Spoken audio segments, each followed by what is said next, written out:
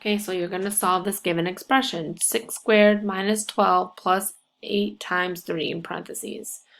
So your first step is to look for your parentheses. Okay, 8 times 3. So 8 times 3 is 24.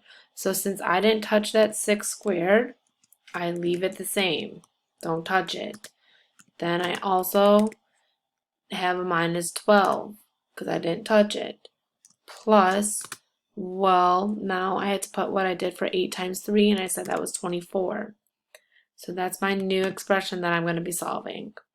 So I have no more parentheses in my step here.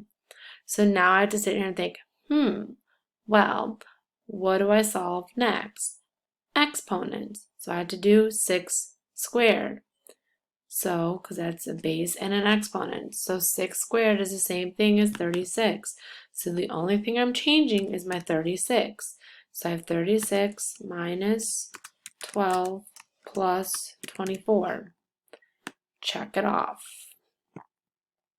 So now I sit here and think to myself, okay, well, I have 36 minus 12 plus 24. Do I have multiplication and division? There's subtraction and addition. Don't want that.